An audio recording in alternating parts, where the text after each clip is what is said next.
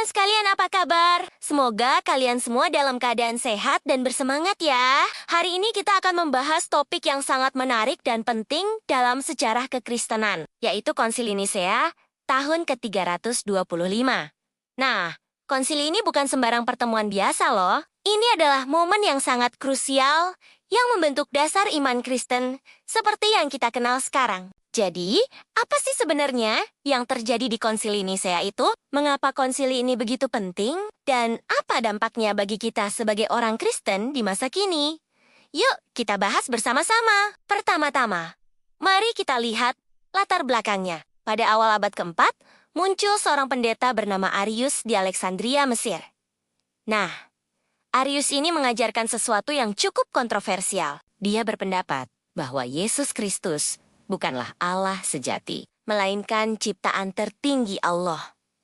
Menurut Arius, ada masa ketika Yesus tidak ada. Wah, ajaran ini tentu saja mengguncang gereja waktu itu.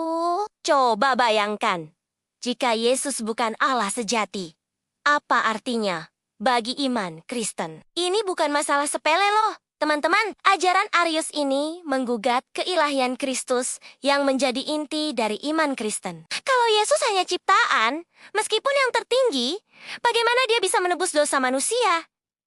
Bagaimana kita bisa menyembahnya? Nah, yang lebih mengkhawatirkan lagi, ajaran Arius ini mulai menyebar dengan cepat di kalangan umat. Banyak orang, termasuk beberapa pemimpin gereja, yang tertarik dengan pemikiran ini. Akibatnya, terjadilah perpecahan dan perdebatan sengit di dalam gereja. Situasi ini tentu saja sangat meresahkan. Bukan hanya bagi pemimpin gereja, tapi juga bagi penguasa kekaisaran Romawi saat itu. Disinilah Kaisar Konstantinus masuk ke dalam cerita. Sebagai kaisar yang baru saja menjadikan kekristenan sebagai agama resmi kekaisaran. Konstantinus ingin melihat gereja bersatu. Dia tidak ingin perpecahan ini mengancam stabilitas kekaisaran. Karena itulah, pada tahun 325, Konstantinus mengambil langkah yang belum pernah terjadi sebelumnya. Dia memanggil para uskup dari seluruh kekaisaran untuk berkumpul di kota Nisea.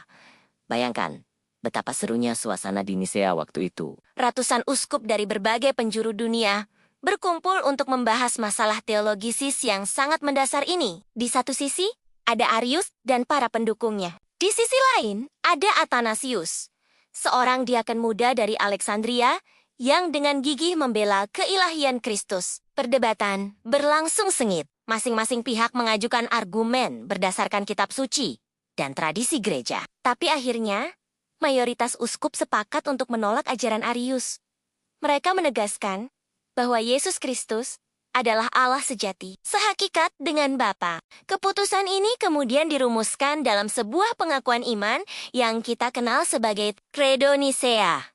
Credo ini menjadi tonggak penting dalam doktrin Trinitas. Di dalamnya ditegaskan bahwa Yesus adalah Allah dari Allah, terang dari terang, Allah sejati dari Allah sejati. Diperanakan, bukan dijadikan, sehakikat dengan Bapa. Nah, ada satu kata kunci yang sangat penting di sini, yaitu homousios. Kata Yunani ini berarti sehakikat atau dari substansi yang sama. Penggunaan kata ini menegaskan bahwa Yesus memiliki hakikat ilahi yang sama dengan Bapa.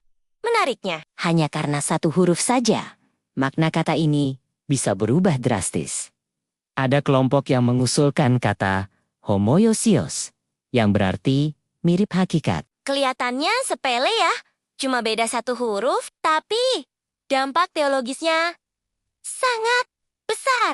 Jadi, teman-teman, bisa kita lihat betapa pentingnya Konsili Nisea ini. Keputusan yang diambil di sana menjadi dasar bagi doktrin Trinitas yang kita pegang sampai sekarang. Tapi perlu diingat, cerita tidak berhenti di sini. Meskipun Konsili Nisea sudah mengambil keputusan, bukan berarti Arianisme langsung hilang begitu saja. Justru setelah konsili, ajaran Arius malah sempat berkembang lagi. Bahkan, ada masa di mana Arianisme menjadi sangat populer di kalangan penguasa. Tapi disinilah kita melihat peran penting Athanasius. Diaken muda yang tadi kita sebut, itu kemudian menjadi uskup Alexandria dan dikenal sebagai Bapa Ortodoksi. Sepanjang hidupnya, Athanasius terus berjuang membela keputusan Nisea, meskipun harus menghadapi banyak tantangan dan pengasingan. Nah, sekarang pertanyaannya, apa relevansi semua ini bagi kita di masa kini? Mengapa kita perlu mempelajari peristiwa yang terjadi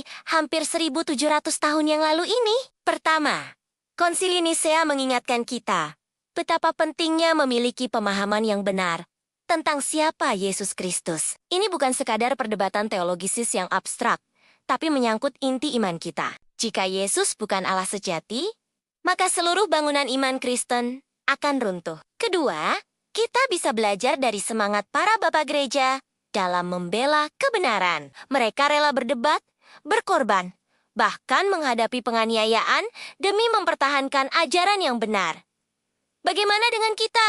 Apakah kita juga memiliki semangat yang sama dalam mempelajari dan mempertahankan iman kita? Ketiga, Konsili Nisea menunjukkan pentingnya kesatuan dalam gereja. Meskipun ada perbedaan pendapat, para uskup akhirnya bisa mencapai kesepakatan demi menjaga kesatuan iman. Ini menjadi tantangan bagi kita di tengah dunia yang semakin terpecah belah. Terakhir, peristiwa ini mengingatkan kita bahwa iman Kristen bukanlah sesuatu yang muncul begitu saja. Ada proses panjang, perdebatan, dan perjuangan di baliknya. Karena itu, kita perlu menghargai warisan iman yang telah diwariskan kepada kita dan terus mempelajarinya dengan sungguh-sungguh. Nah, teman-teman, itulah sekilas tentang Konsili Nisea dan dampaknya bagi iman Kristen. Semoga pembahasan ini membuat kita semakin menghargai warisan iman kita dan mendorong kita untuk terus memperdalam pemahaman kita tentang doktrin-doktrin penting dalam kekristenan. Bagaimana menurut kalian?